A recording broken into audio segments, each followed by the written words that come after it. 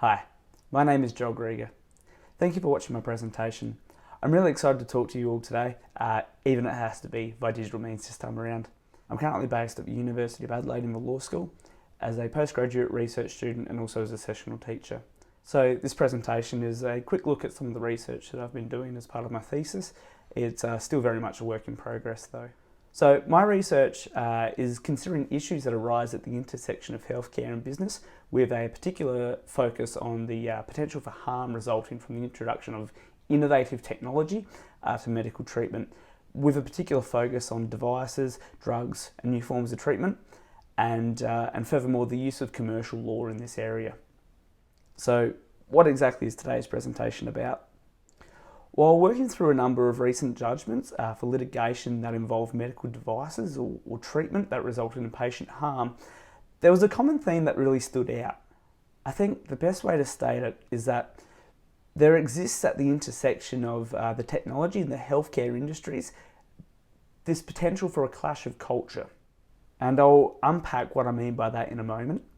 Another idea that I'm working on is that perhaps how a business deals with this clash of culture could be an important indicator of the likelihood of patient harm occurring.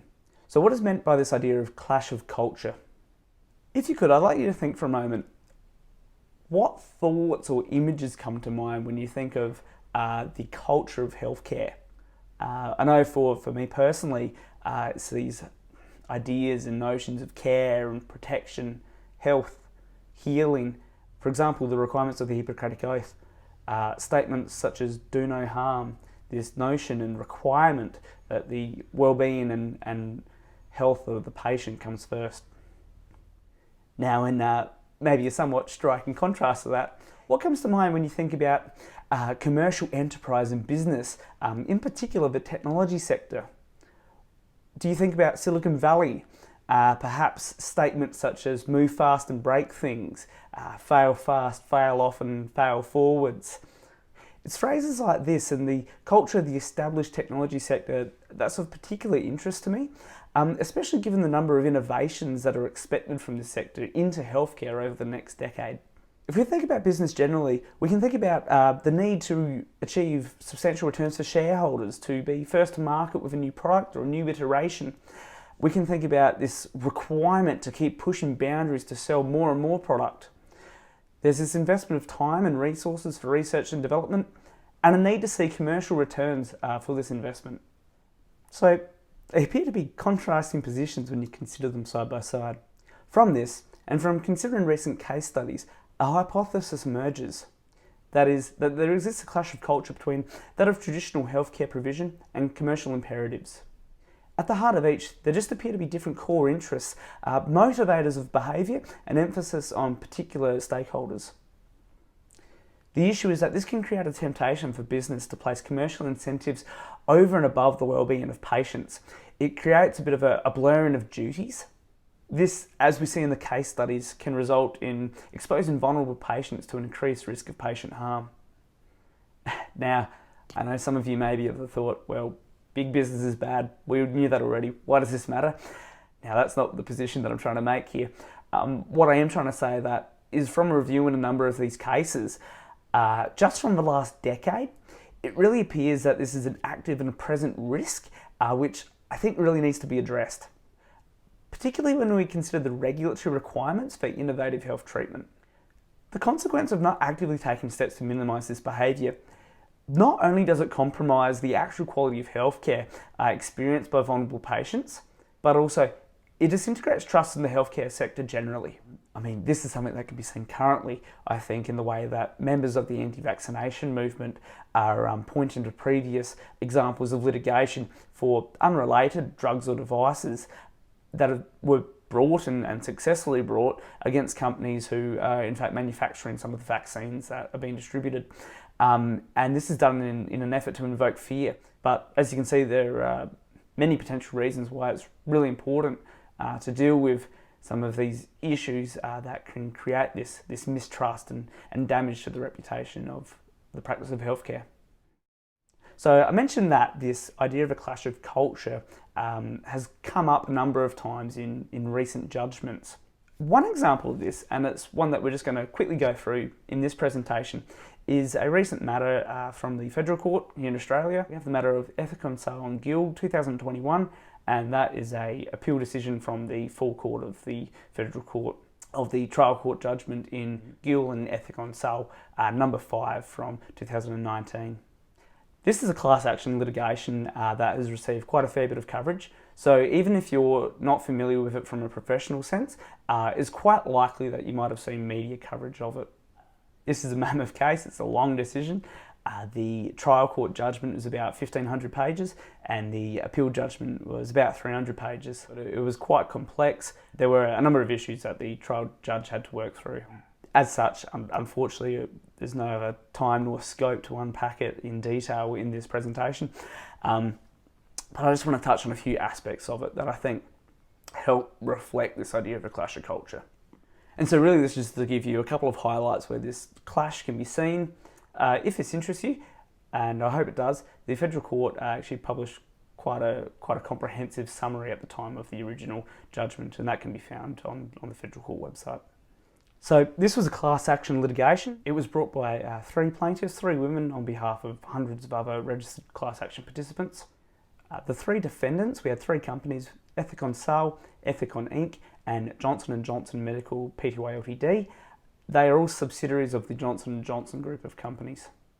The defendants were either the manufacturers or the distributors of the devices in question. For ease of reference, when the 3 defendants are referred to together, they are often just referred to as Ethicon. So, spoilers, the results. At the trial judgment, Her Honour found with the applicant for all counts. This was then appealed by the defendants on a number of grounds. Those grounds are outside the scope of this presentation, but essentially all you need to know is that the appeal was dismissed and the liability of the manufacturers stood. So what took place? So the 3 defendants, they manufactured and sold 9 devices, either mesh or tape made of a knitted polypropylene for the treatment of stress urinary incontinence or pelvic organ prolapse. These are conditions that are commonly associated with childbirth, among other causes. These devices were developed from an existing technology. They were first developed as a suture and was then turned into a mesh for the treatment of abdominal hernias.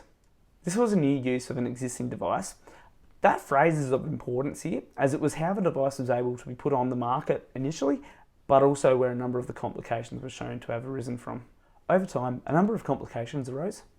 The applicants pleaded that all the Ethicon devices could cause the following complications, about which the respondents had provided no or no adequate warning: a chronic inflammatory reaction of the tissues surrounding or attached to the implants, extrusion or erosion of the mesh into surrounding organs, including the vaginal wall, bladder or urethra, infection, chronic pain, pain with sexual intercourse or avoidance of sexual intercourse, difficulty voiding, offensive vaginal discharge, new or recurrent urinary incontinence, damage to surrounding organs, nerves, ligaments, tissues and or blood vessels, hemorrhage, leg weakness, reoperation or revision surgery associated with complications and psychiatric injury.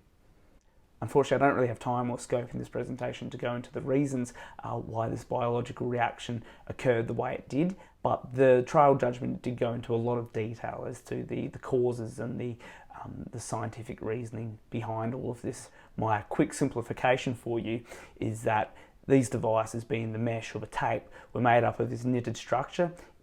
Throughout, it contained a number of pores.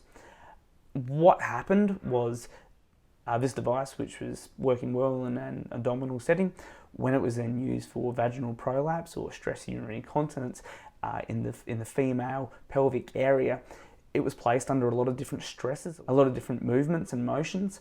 The tissues were quite different. There was also an issue with it being a clean contaminated site, and it was more prone to infection occurring.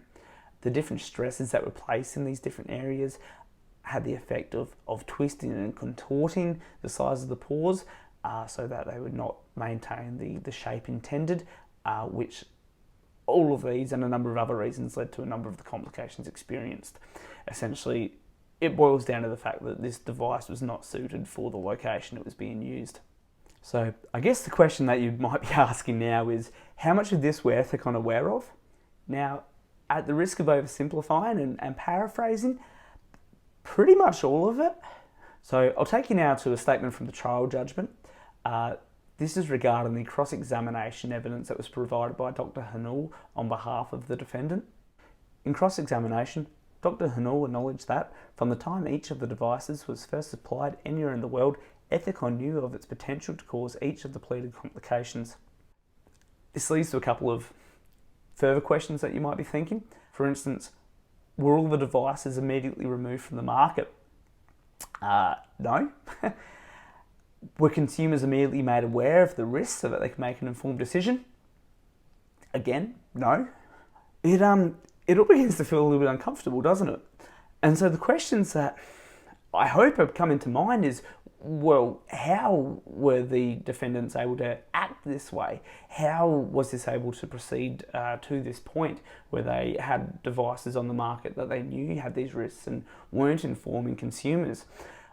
A lot of it has to do with the way that this device was introduced and allowed onto the market. Now, at the risk of simplification, if you recall, this was a new use of existing technology. Because of that, a method of approval called the literature route was available, providing that the device had a substantial equivalence to the device that it was based on. It was through registration on the European market and the provision of what's called the CE marking to show conformity with the European requirements that the approval of the registration on the Australian market was later based. It's important to note that this CE marking is self-assessed, so the people making the decision as to whether it met the requirements for approval onto the market were the manufacturer. It was later found that the device failed to comply with the requirements, and at no point should the CE mark have been applied. It was also found that the manufacturer did not engage in appropriate pre- and post-market studies, and what studies were done weren't sufficient. And so I guess kind of the last question that really jumps out at me is, well, why were these devices sold prematurely? Why weren't these devices removed from market straight away? A quick summary of the points that came out in the judgment. I think it really can be narrowed down to commercial reasons. It was commercial reasons why the defendant made these decisions that they made. There was a constant requirement on medical device manufacturers to be the first to market, to innovate. It really appears to be marketing reasons and commercial reasons which encourage the defendants to take these risks and to not do the appropriate pre- and post-market assessments. So in the instructions for use, it was found that they didn't fully disclose the risks that the defendants were aware of to the degree that was required. This is material that's required to be provided with medical devices. Rather than providing full disclosures would be expected, the defendants instead engaged in misleading behaviour. The brochure contained statements such as no tape erosion, no late onset adverse events, and no tissue reactions. This is plainly not the case. Again, the question of why would a company mislead in the instructions for use? I guess it's questionable how many devices you'd sell if all of these complications were known. So again, it comes back to these marketing concerns and these commercial decisions which were paramount in the decision making, where business incentives and commercial incentives and drivers were chosen over patient safety. This matter was then litigated using both Australian consumer law and negligence. This is something that I'm looking at further in my thesis, this coupled application of two areas of law and questions as to whether this is the way forward in terms of dealing with these commercial risks that come up in medical technology and devices. In my thesis, I'm looking at whether law reforms are required and how this compares with the approach in other jurisdictions that have had to litigate similar or even the same medical device issues. So I guess in conclusion, I hope that my main point has come across clear and hasn't been lost. It's that it's just really sticking out at me that this clash of culture exists in the cases. This is where the defendants typically have identified a business opportunity. There's usually a risk involved, the risk being borne by the patient, but the trade-off of that is the potential to make a lot of money and generate a lot of returns on the medical device or treatment. As we can see in the matter of Ethicon though, these business motivators, which are maybe okay in wider commercial senses, when you're dealing with implantable medical devices that embed themselves in the human tissue and are very difficult to remove and are designed to be permanently embedded, but the risk is typically borne by the patient And unfortunately, when it didn't work as was expected, there were many instances of serious, irreversible harm. The consequence of taking these business decisions and these commercial risks in a healthcare setting, they are very different consequences to those experienced in the usual technology playing field. I think this is an important issue. I think it's a relevant issue, and I hope that as part of my thesis to come up with a number of suggestions as to how to safeguard against this risk in the future. Thank you for watching my presentation. I hope you got something out of it. Thanks.